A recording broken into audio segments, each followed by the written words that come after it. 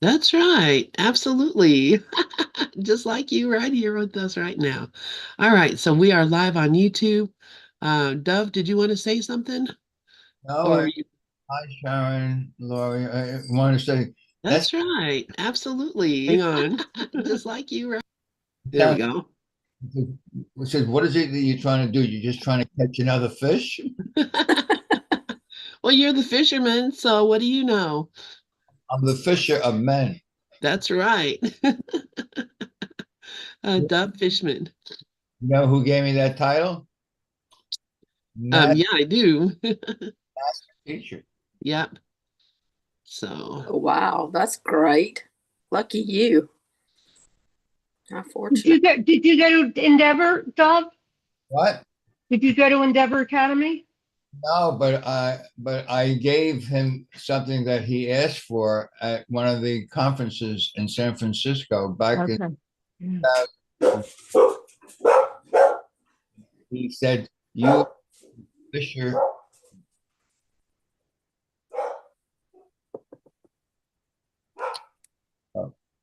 Yeah, I actually danced with him. According to his daughter, he never danced with anyone else. Literally, that's what she tells me. So I don't know what that means. And lesson one tells you none of it means anything. You got to laugh. So are you starting us off, Laurie? Okay, yes, I'll start now. Okay, thankful Thursday. Good morning, everyone, and welcome, Connie. Thank And you. how we usually do this is we take turns. Dove and Sharon and I take turns, usually talking about the lesson of the day. And if you would like to join in, just raise your hand, Okay. and we ask you to give your comments. And frequently, some other people join in, Mickey, Regis, Mikhail, Cher, Murphy, but they're not here right now. So I don't know if they will be joining in. But so, lesson two today, I have given everything I see in this room, on this street, from this window, in this place, all the meaning it has for me. And we go through Ken Wapnick's journey through the workbook Yep, I got it right here. commentaries. Let me see if I can find. I got it headed out. There it is. I had moved everything to get my computer set up. What you do right now, Connie, is while someone else is talking, you usually mute Okay. and raise your hand if you'd like to join in. Okay, so Ken Wapnick's workbook says the first lesson, that nothing means anything, is now extended. The reason nothing means anything is that you have given meaning to everything, obscuring, as we shall see presently, its true meaning of forgiveness. You know you have done so because you think your hand is more important than a pen. Since this clearly cannot be the way the Holy Spirit thinks, it can only have come from the way you think. God has not given everything you see around you its meaning, nor has Jesus. You have. People will say they value something because their parents valued it and because they were brought up in a certain culture, religion, socioeconomic stratum, etc. But that is not an honest statement. If they truly thought about it, they would realize they have not adopted all of their parents' values, nor the values of their social system, and so on. They have adopted only those values that resonate with what they want their values to be. So I'm going to say something there. There's a line in the course frequently that says, "You see what you want to see." This is the true law of cause and effect. We are 100% responsible for what we see. The world is nothing except what our perception projects onto it. And good morning, Mickey. And so I was thinking about this lesson, and we could even change the title to I have made up a story about everything I see.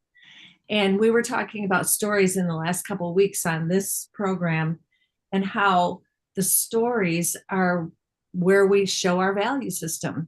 And I am so grateful to be dropping story after story after story and then catching of, oh, I made a story about that, or oh, I valued that.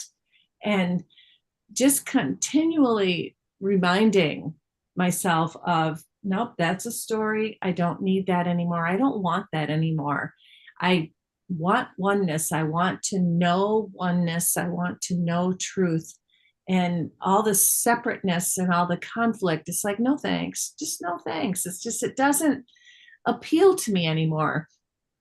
And I had a friend that was texting me the other day, this person that had dropped me because of political differences a couple months ago. And then all of a sudden she texts me, Happy New Year. I love you. I'll always love you. And I thought, oh, cool. You know, that's great. I just wrote her back, I'll always love you. And then she brought up the political crap again. And I'm like, oh, at first she said, oh, that's behind us and it doesn't even matter. And then she brought it up again. And it's like, oh, it's like, I don't want that. And so I was praying about, should I say something about what I felt was her narrow-minded view, or that she was buying into what the media wanted her to think, or should I not? And I did make one comment, not about her so much as, you know, the media tries to make you think certain ways that aren't true, but then let it go, because I didn't want to get into a debate. It was like, you know what? Those are stories. Those are opinions. You know, the opinions we have changed so many times in our lifetime that I don't believe my opinions anymore. I just don't. I mean, I hold them. You know, the ego always thinks its opinion is true, but opinions are of the ego. They're of separateness.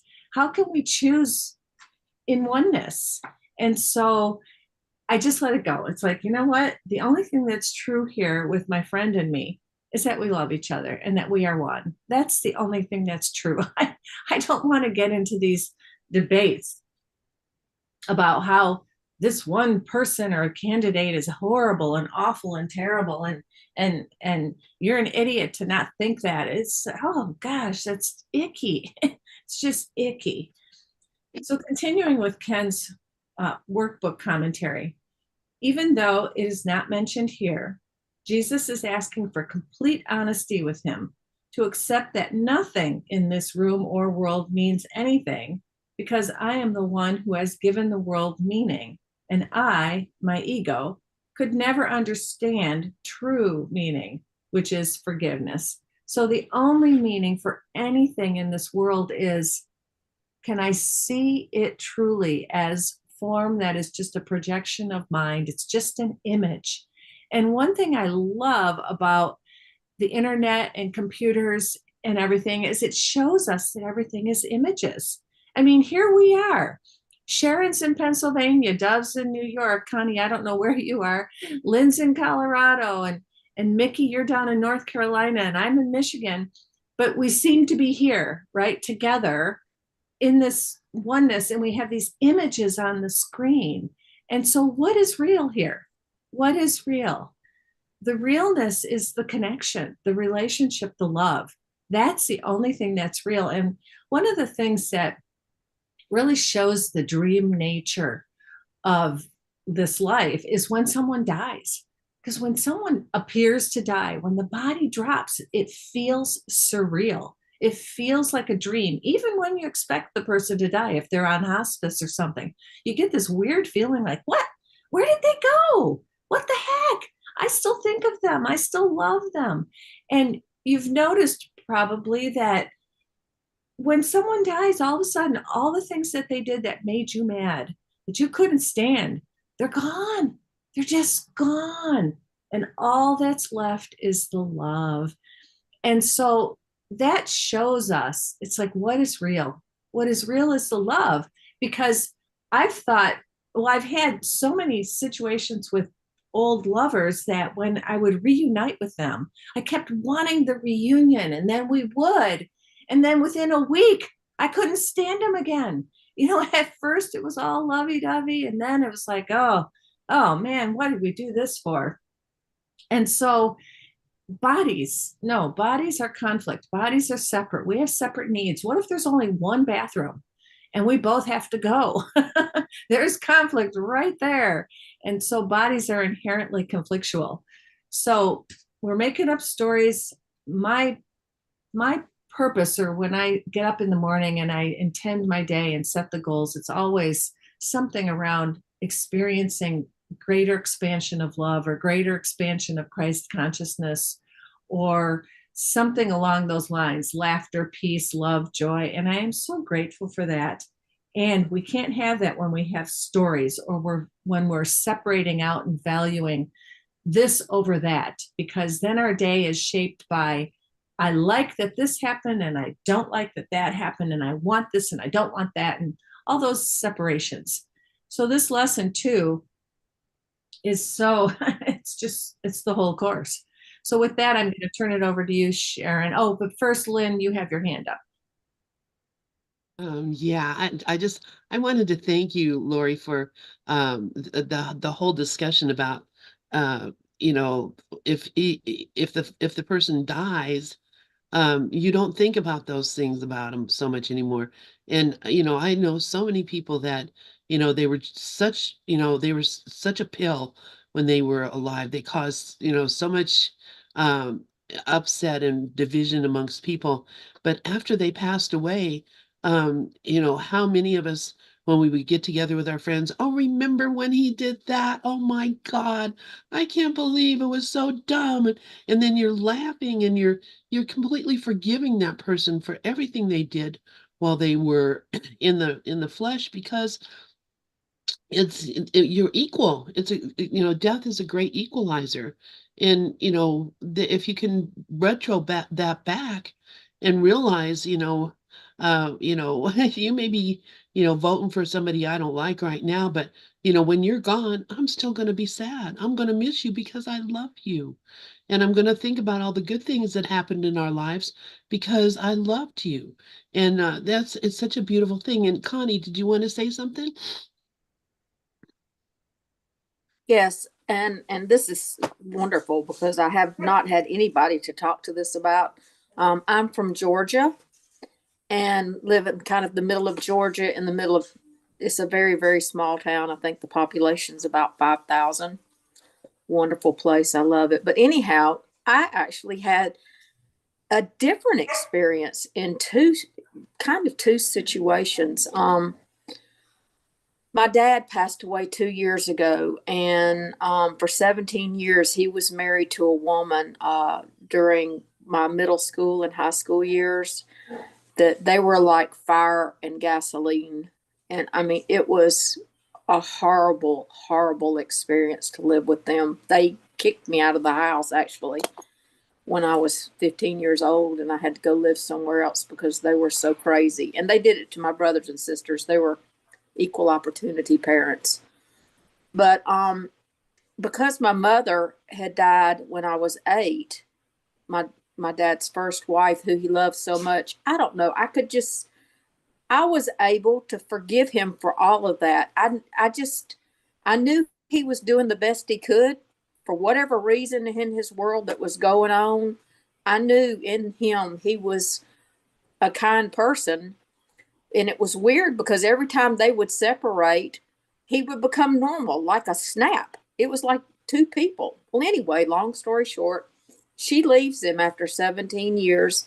He becomes a decent person again. But when he died 2 years ago, it was like I went, and it surprised the heck out of me because I've been studying the course all these years and I understand, forgiveness. And I thought I had done it, and all this stuff resurfaced about how in the world could you have tortured your children so badly and then look me in the face, and every time you thought I did something wrong, judge me so badly. You know what I mean? So I've kind of had to work through that the last few months. And that's why I'm kind of did it a little backwards. I think I didn't have those feelings till after he died. And it wasn't bad feelings. I just was like, my God, my brother killed himself because, she was horrible. They were both horrible to us. And my brother was a kind soul. He just couldn't take it. But I'm like, I still know that my dad had a good heart, and I don't think he meant to do it. And these are the stories that we talk about. Is that what you were saying earlier, Sharon? Are these the stories that we're attached to? Oh, this is Lorri. I was on. Lorri, sorry. Okay, it'll take me a minute to get everybody caught up. Lorri, let Yeah. me write that down so I won't Yeah, forget. these are the stories. I have given everything I see in this room, every person, every body, every situation in our life, all the meaning it has for me. So do you say that the stories didn't exist? Because that's why I need y'all, because I'm starting to feel like I'm getting a little more insane, sort of. Because it's like, I think it happened, or didn't it happen, or what is happening? You know what I mean? Am I mixing my levels? Well, think you got to. I'm gonna turn this over to Sharon because it's her turn now, so I'll let her Oh, answer. I didn't know. Okay, we have Okay, to. Okay. that's okay, Connie. This is a layered, consciousness is layered. Uh-huh. So what I'm finding out, and You're Sharon, right? I am Sharon, yes. I'm going to take myself. I find that when you're on the screen, it's distracting. I look like Linda because of my glasses. Anyway, I want to say this. I'm taking a class now with the chakras, and when they go lower into the lower chakras, which is the root, a lot of the beliefs come pouring up, and it's not like you're failing. And that's what I just got over this with a lot of things in the last month, and I had like a complete shift last night in the middle of the night. And I went, oh shit, I can't believe it. I really am not here. And I was listening to Keith Kavanaugh.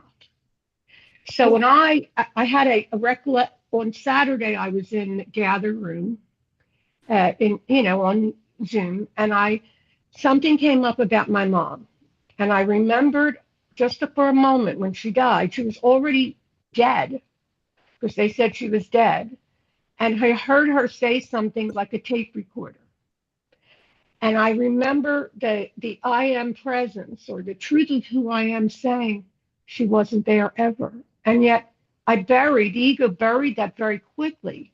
But what the Course teaches us is that when things come up, first of all, it's all for us. And awakening is a process, or peace is a process, and it's a lot of these layers. And what I thought, Connie, was I was failing a lot. I just always felt like, why am I still talking about my mother or my ex-husband? Guess what? I 100% know now they were never here. 100%. When I was listening last night, and I will attribute that to a brother, Keith Kavanaugh, on Make This Year Different by looking at everything the same. In the middle of the night, I got up and I listened to it over and over and over. And I'm like, oh shit. And then the heart chakra here started to open. And it's a little fearful because I don't know if you study Ken Wapnick, but any good teacher, it's the inner teacher, but the inner teacher basically is going to pull us through this. But we as egos, I'm not even aware that I want to remain an ego because I'm, the way I see it is we're in two different thought systems. And if you're in spirit, you cannot be an ego because spirit is really, you can talk from a higher consciousness, but actually spirit is silence. So when I was like going through this, like on Saturday, I was in Lynn's group and I said, I just remember that. And then I remember also, about 20 years ago, I'm talking to my daughter-in-law and my voice skipped. And I heard the voice of Truth say, you're just a tape recorder. Now, what I'm finding out now is that I have buried, the ego actually buries it. But the reason the ego buries it isn't because it doesn't want you to know. It's because there's more stuff to come up. So when somebody says enlightened or awakening, that's silly because it's an ongoing process.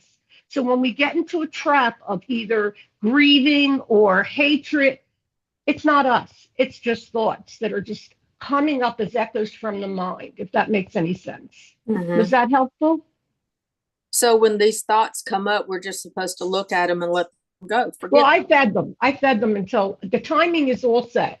Everybody's timing that, because if you, I had a rough time in the last like 6 weeks off and on. But the fear is starting to break through that they talk about in the heart. Mm-hmm. And instead of me getting upset, I realized that it's just energy that is blocked. That's mm-hmm. all it is. So I'm sitting with that, but I had like a temper tantrum about a month ago about something because I wanted to have the ego in me, wanted to be understood. And what happened to me in the story I had a thing that nobody really understands because they don't care. What was it like? I'm not important. All the beliefs were, So when I heard this, and I can't attribute to Keith because he's not there. This is happening by all of us. It's happening from Holy Spirit. He is just waking up. And I had a lot of glimpses through the 20 years because when I first met my first teacher, I said, with a fearful voice, nothing ever happened because the right mind is always, it doesn't necessarily, it's not up yet because if it was up, we'd all be up. But the right mind takes a little while to really see that this person is meaningless. And that was hard. And I don't know that I'm not going to fall back into it. But I can say the clarity that came through. I had a house full of people here. They just left from North Carolina. I didn't care if I was up for the night. I fell back. But I saw how much this mind did not want the truth. So when Ken has said here, Jesus is always saying, merely glance easily and fairly quickly around you, trying to avoid the selection by size, brightness, color, material, or relative importance to you. That's what he's saying. The very fact that Jesus says, try to avoid doing this, he's saying, try to avoid just picking things basically that you want the ego to pick. Because you won't say your kid's not meaningless, Sharon, or you won't say your body's meaningless, Sharon. You'll just say that lamp doesn't mean anything, or the door doesn't mean anything. But to get to the place where I truly see, and I mean see, that I am not there, that is a fearful place, at least in this mind, but there's also rejoicing. And I am in the light now. There was just a shift. But I would never say, because I know my stuff, and I know stuff needs to keep coming up in order to be let go. But at this point, the interest in this dream is dissolving completely. So I held on to the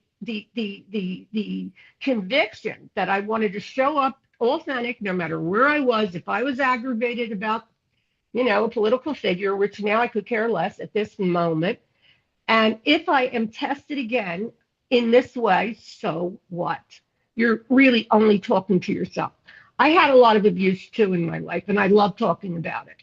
Why? Because the ego is attached to victimhood. Like anything, the victimhood is just so ingrained and wired into the thought system. So he's saying, even if you do not think you are doing it consciously, unconsciously, this would certainly have to be the case in the light of the hierarchy of values we all share. And that's basically why Ken Watnick does scare me, or did scare me. He comforted me, but he scared me because I didn't think I'd ever experience what I'm experiencing now, which is we're not there. This is just a voice talking. There was no life. And I can honestly say I'm in the present right now. Now, whether I'll roll back, I have no clue. Because again, it's the wholeness that's waking up. It's not an individual. It's one light, one mind that is waking up. And we are all really in the right place. When stuff comes up and you feed it, so what? I fed everything and it still dissolves. Because nothing can usurp the power of God. Over to you, Doug. Nothing can usurp the power of God. That's all you have to say. I mean, Yeah. God is, and then you cease to speak. Actually, today's lesson and yesterday's lesson, lesson 1 and 2, actually heals the entire idea of I have a problem that I can't fix or I want to fix. It doesn't really mean anything. That's lesson number 1. And I say that's the entire course. If you're really hearing what Jesus is saying, what you think is true is not true. What you think is true is not true. You made it all up. You talk about being a victim. And of course, this whole world is about being a victim, but we want to be a victim. See, that's you got to turn it around. I'm not a victim because somebody is doing something to me. No, I want someone to do something to me so that I can blame them and see them as guilty so I can get rid of my own guilt, the guilt of my belief that I'm separate from the love of God, or God kicked me out, or I left and now I'm a body. He said, hey, yeah, wait a minute, you're not a body. Why do you think you're a body? Well, I'm showing up in the mirror as a body. Well, if you look in the mirror, you see a body you have a lot more work to do because you're not a body. So if you really look at the beginning lessons, I always say the first 14 lessons is really the whole course, and then I got it reduced to the first 2 lessons is the whole course. Nothing I see here means anything. And just in case you think it means something, just go on to lesson 2. I'm the one who gives it all the meaning it has for me. So trying to figure out what's good and bad and right and wrong, that's only the ego does that. It says, you know, do you want to be right or do you want to be happy? Choose one. You can't have both. So, you know, the idea of does somebody judge me or you know, it's always of the ego. Only the ego judges. And only my judgments are hurting me. Nothing else is hurting me. I'm going to bring up something that came just a few minutes before we started. Mickey calls me up and says to me, you know, I know why you get scammed. I said, why? He said, well, it's the same reason that you have an addiction to sex. I said, really? So I looked at it, and we already, Mickey was there for me when we went through the addiction, and we came up with, I want approval, you know, kind of pretty much like Rafi. Is it for approval, control, security? No, it's for approval. So I took a really good deep look at that, and I said, well, yeah, you know, actually I gave a lot of credit to Regis for my understanding on money, because one day about 6 months ago he said, you know, the purpose for money is to circulate it. And I realized, I looked at that and it hit me like a ton of bricks, and because I was thinking the purpose of money is to save it. And you know, Jesus is telling you, if you save anything of this world, it's not going to be there anymore. And just the other day on Regina, I heard, it is not foolish to give something that you cannot keep. And that goes right along with my birthday lesson. My birthday lesson 133 says, I will not value what is valueless. What is valuable belongs to me. So you really, you know, if you look at money as your value, oh, I got so much in the bank, I have so much more in the stock market, and I got this and I got that. That's the ego's way of valuing you. You know, you're broke, you're nowhere, you're nothing, or yeah, you got a lot of money in the bank, so you're something, and you're better than most people who have nothing. I mean, that's the old comparison thing. That's the only thing that money is good for, is for comparison. And he tells you that the ego literally lives by comparison. So I want more. And we all know, if you're doing the course, more is an idol. You know, you're idolizing something that's not real. I want more. More what? I want more time. I want to live longer. I want more money. I want to be richer. You know, why do you want more? Well, because I lack. I need more. Oh, the word lack has nothing to do with the Son of God. So you really got to laugh at all this stuff. You know, I can go on and on and on, but it's always the same. You just got to laugh. You take anything in this world seriously, you're out of your mind.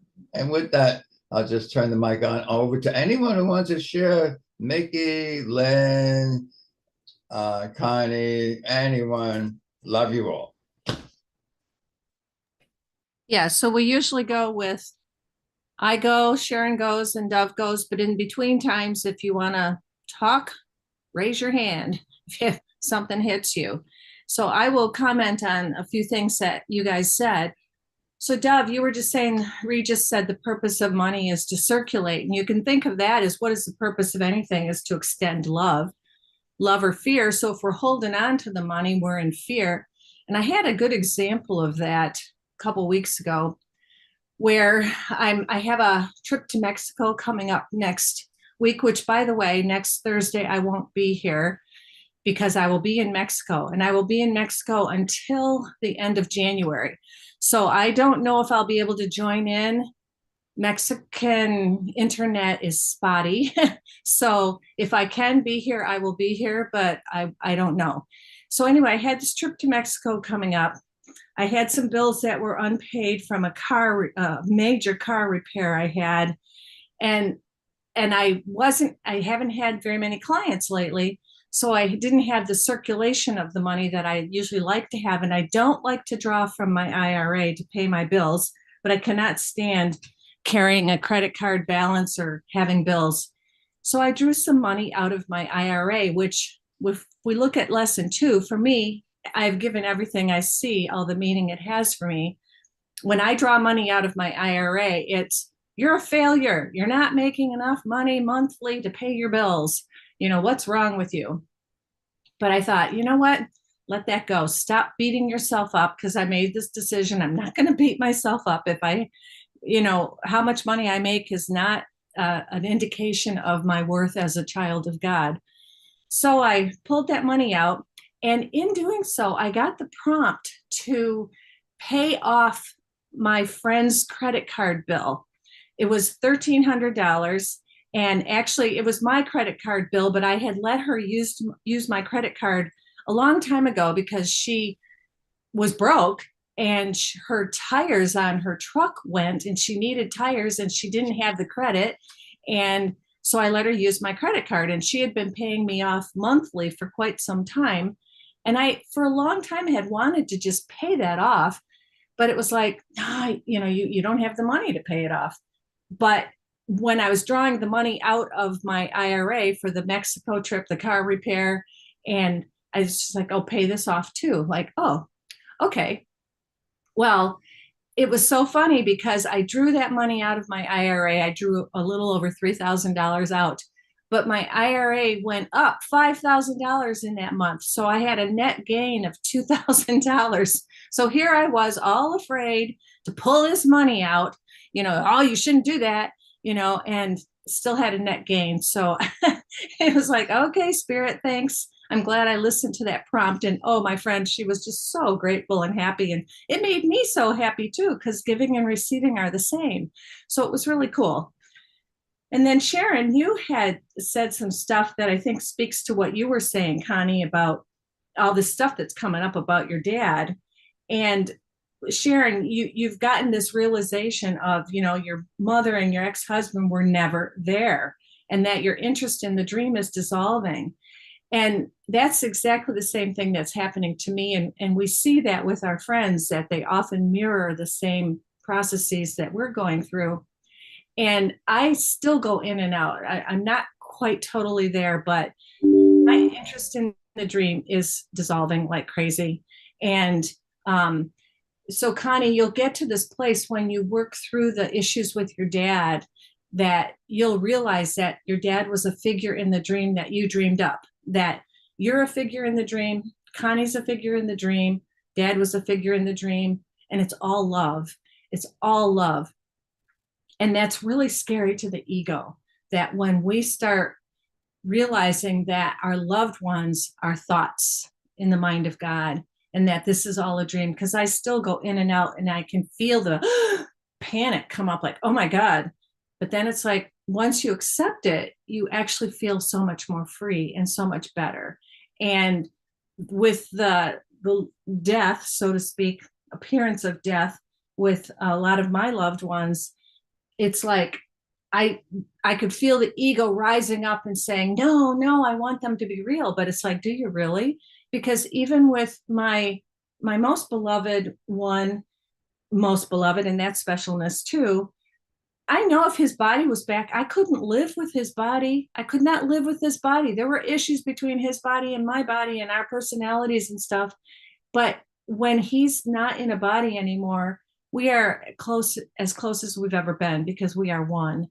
And so that waking up from the dream is a scary thing to the ego, but it's the freedom. It's the ultimate freedom, and it's love. And it feels really great when you don't resist it. And then Sharon, also with what you were talking about, that you had all this upset politically a while ago, and boy, you melted down a couple times on our show here. You stayed away for one time because you didn't want to melt down, and then the next time you were melting down. But it was funny because we all knew, we know you, and we knew that it was just the ego that needed to just all over the place. And we just kind of sat back and we knew, well, Sharon's going to come back around. We know it. And you did. And that's the beauty of this whole thing, because I think probably all of us have melted down at some point here, had our issues that came out while we were talking, and still do. And that's okay, because we have Christ's vision and we see past bodies and personalities and egos, and we know who the person really is. I just sent my brother a card. I was supposed to get together with my brother on Christmas and then again the day before New Year's to watch a bowl game. And my brother's not doing well. He had a stroke about 4 months ago, and then now he's getting worse. I don't know if he's had more strokes or whatever's going on, but he doesn't want to be around people. He feels embarrassed because he doesn't have any balance and he can't talk very well. And it saddens me. It really saddens me. But when I think about it, because I can get really upset about it, but it's like, you know what? I know who you are. I know that you are the Christ. I know that you are safe. I know that nothing can happen to you. Even if your body dies, or if you think you're this ego struggling with this body, I know who you are. And for me, that's the best gift I can give him. That's the only gift we give, is the truth. We give Christ vision. We share what we know. So I sent him a card, not using those terms, but to that effect. And anyway, my brother has been a big teacher in my life because he's 1 year younger than me. And I was the star child and he was the screw up. I was the valedictorian and he was the drug addict who almost dropped out of school. He didn't quite. And so here he's been, alcoholic, drug addict his whole life. And now he has a stroke and it's terrible. But point being, he's been a huge teacher for me because I see our equality. I know that he's not that, and that there is no difference between us whatsoever. What appears to happen in the bodies on this earth means nothing. And chapter 18, section 7, my absolute favorite section in the whole book, I need do nothing. There's a line in there that says, everyone will make it in his own way, in his own time. And when I read that line, I thought of my brother and I thought, he's okay. He'll be okay. Because all my life I felt so bad that I got the prizes and he didn't. And so it taught me about letting go of specialness. And so I'm going to turn this over to you, Deb. And when you're done, you can turn it over to whoever hand is raised, or turn it over to Sharon.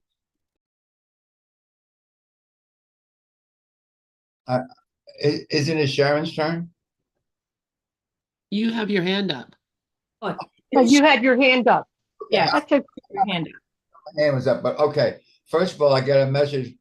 Victoria's been calling you, and she called me to find out, is today the day that Lorri's on? I said, yes. So that is why she doesn't pick up. Okay, that's number one. Number two, because of you, I remembered the end of what it is I started when Mickey called me. I knew I had something left to say to Mickey, and the teaching was just starting. So I said, I'll talk to you later. This is what I wanted to say. It's funny that when money is something that, if you're giving money away and you're doing it for approval, something that you hear Regis say, you kind of also hear, well, I'm going to say it, it doesn't matter, that the money is replenished to you because money is liquid. What I give to myself. So there's hardly ever been a time that either I gave money away recklessly or I was scammed or something like that. I didn't receive the same money back, literally. Either someone sent me a contribution and said, here, and it literally covered all my losses, literally.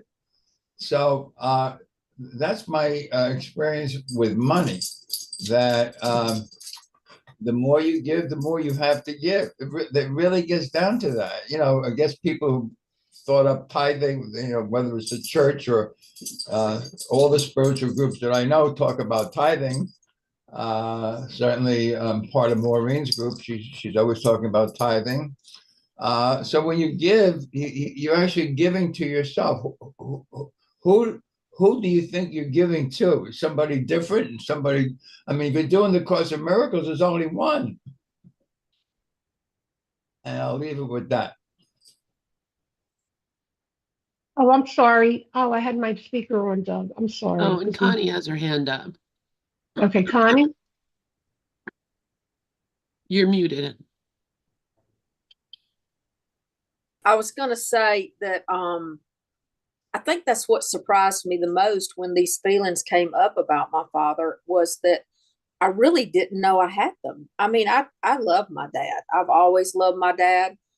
I'm not going to judge him because I certainly don't know anything. I mean, the things that happened. They don't go on in my mind like a constant replay.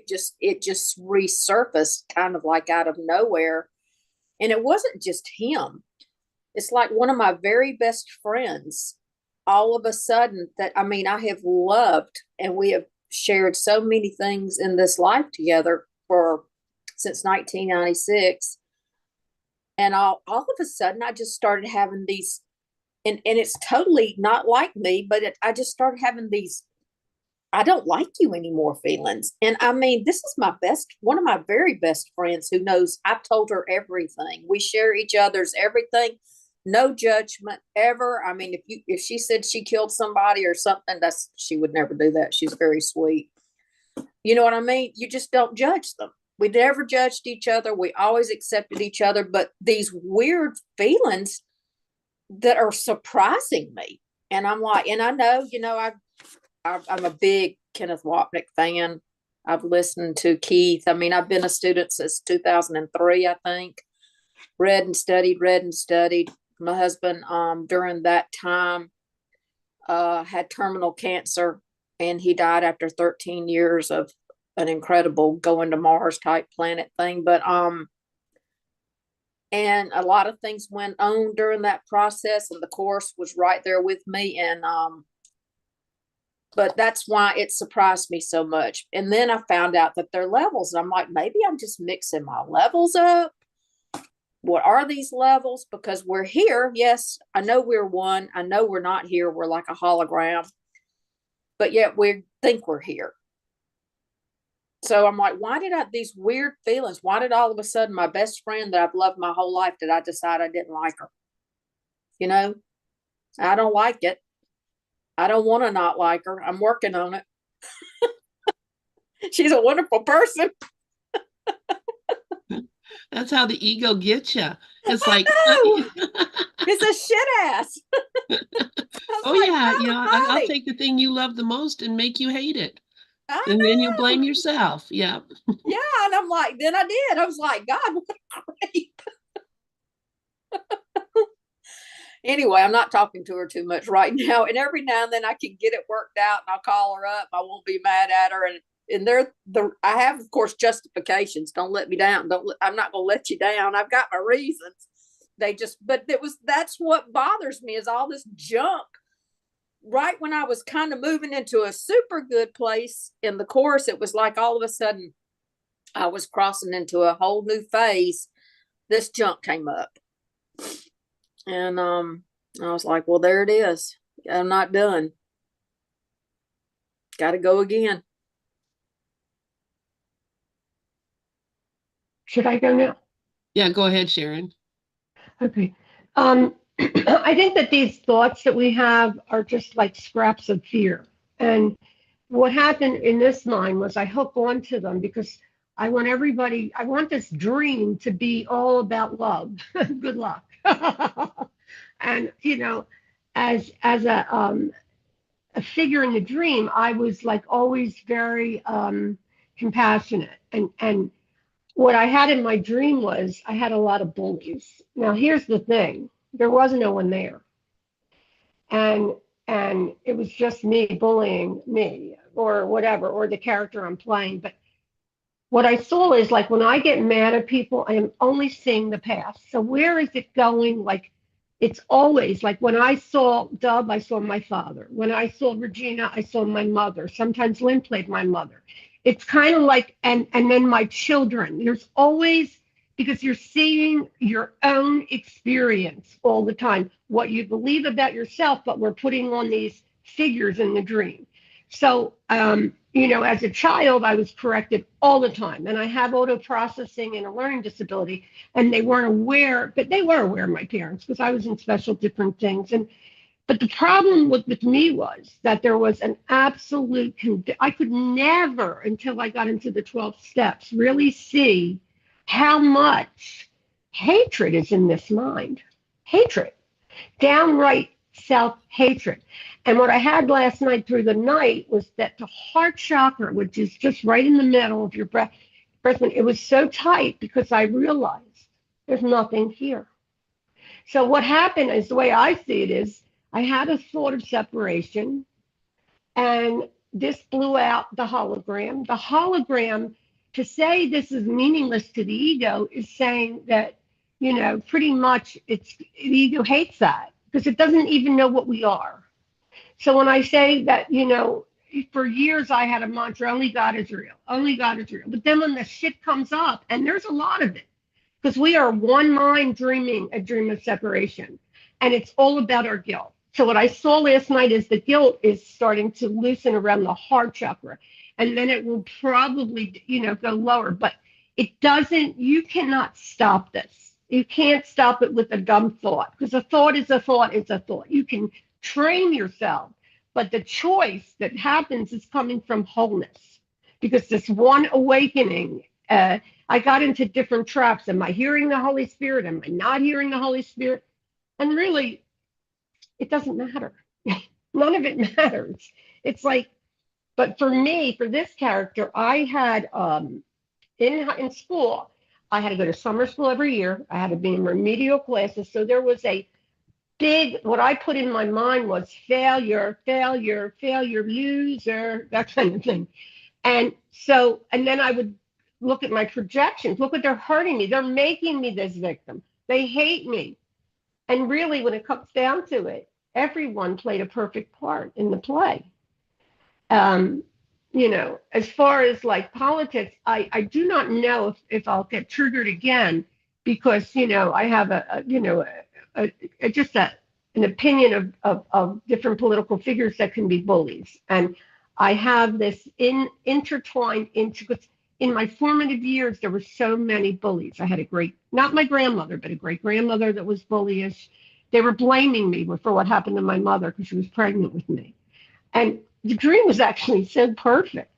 It was so perfect, but it's taken me as long as it's going to take me. And again, I do not know, like when these thoughts about your best friend come up, well, it's always saying something, but it's talking to me because it's an insane voice talking to itself, because the truth of who I am is sitting here and saying, listen, I'll wait as long as I have to.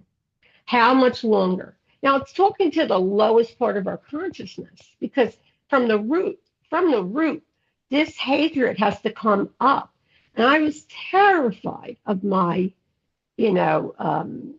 fear, because I had depressions. I had a lot of physical things done in the dream to me. So it was like the ego was trying to scare itself. And what happened, and I kept believing that this is an organic process, that I need do nothing. And that is just actually, for me now, a fact. You would wake up anyway, but the Course in Miracles gives you, it mitigates the truth, and it gives you a foundation and training to get that lower ego out of the way, because it doesn't know anything. And it's all happening in God's time, not in the character's time. So if for me, like if I fall back down the rabbit hole, so be it. But I do know that the character played no part in this, because she was just that, an appearance, a thought in the mind that I took as a me. And I felt like really like, how could I say that? Look at the years, look at my children, look at what I've done. And the truth is that if you really think about a dream, it is dissolving. So I do not know what happens when we die. It could be that we go on. I do not feel that way, that really, because the center in me or the spirit in me says it didn't even happen. So why would it go on? But I don't know. And that is the most important thing the Course in Miracles can give you. I do not know what anything is for. Because what I thought is I'm this character and she's really important and she's horrible or adorable, whatever. It's always making the character mean something when the character is completely meaningless. And that was so hard to get organically because it had to come through the higher consciousness. It cannot come from the ego. The ego is a paste up. It's just like it's just a paste up. Now, the way Rafi does it, because this is something that does work if you're doing it consistently, which is, am I looking for approval, right? Well, we have the same kind of fears too. The ego does seem different in some egos. Some are more sensitive, some blah, blah, blah. But none of that, that's a hook too. But as much as I spent time with that, it didn't usurp the power of God for me to have this completely changed experience, which is that I'm in this light. And being in the light doesn't mean anything either, because all it is light here. This is all light that made this magnificent story, And I wanted to succeed in this process because as a child, my beloved grandmother told me it was a dream. And I had so many spiritual experiences. But you know what? It was just me playing with me with a capital M. And then I said, well, I'll be 70 in 2 weeks. And I'm like, but I haven't even been here 70 years. I'm only here now. Other than that, Sharon is just like, it's the Wizard of Oz. I want to do something online in the group because I have something that the Wizard of Oz was the perfect gift for all of us. And as a child, I could not pull myself away from it because it is absolutely showing us basically that we do not have all these things. We think we're not smart enough. We think we're not courageous enough. And it's all just a story. And the ruby slippers have been there the whole time. But, to take a stand and say nothing ever happened, it had to, for me, be authentic. Now, what happens if something that I really still am holding in my unconscious? Yeah, I might fall down again. I might. And, I tend to be a highly emotional person. I grew up with very emotional parents. So when my emotions come up, they come up fast and hard for me to sometimes see it. But it's always perfect. And, my son's suffering was actually perfect. And for me to say that, because I took that disease of addiction to the limit of not the guilt so much, just like the idea that somebody keeps getting beat up because he's doing something that he can't control. Because that's the way this perception is. Nobody should do drugs. Nobody should do this. Nobody should do that. And all of it was being held by spirit. All of it.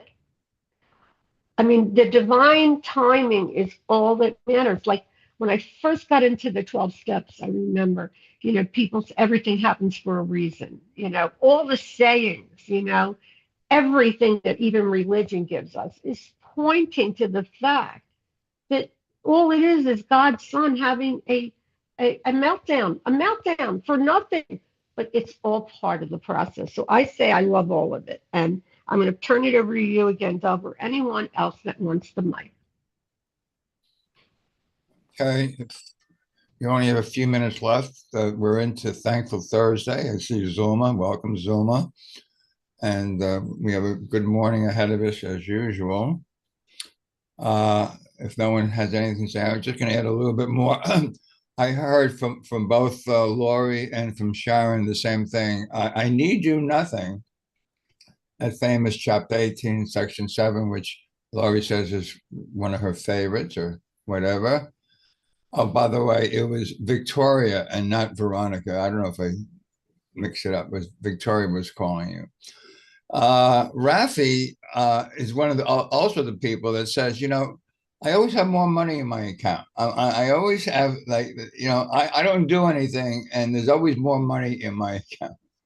And you know, most people ascribe all kinds of mystical magic to Rafi, because you know what he does is he teaches that, you know, that we're doing almost everything for approval, for security, control, and are you willing to let go of your belief that you need security? Now, I'm thinking of Course in Miracles lesson number 50. I am sustained by the love of God. So the ego says, well, what do you mean by sustain? I got to go and do and get, and I need more. And, you know, like that wonderful song, uh, you don't always get what you want, but you always get what you need. So when it says you're sustained by the love of God, anything that you really need in this world to fulfill your learning the lessons you came here for will be given to you. And I am very clear and certain about that. That your only purpose for being here is to come here to learn the lessons that you came here for, because the world is a giant classroom, and whatever it is that you need will be given to you to learn the lessons you came here for. So those words, you know, even though it seems like words from a song, you always get what you need. That is the truth. So you know, whether it's Rafi or Regis or anyone who realizes that what you give to yourself. Isn't that lesson number 1 of the 3 lessons of the Holy Spirit? To have, give all to all. I mean, you really got to laugh. You take anything in this world seriously, you're just out of your gourd. And with that, thank you all. Thank you, Dov. Thanks you all. It's so great to have everybody here. We still have a couple minutes. I just wanted to say to Connie, welcome, welcome, welcome. Please stay, because right now, next up is coming Zoma, and she's going to be talking about A Course in Miracles and other thought systems like Science of Mind, Joel Goldsmith, and other things.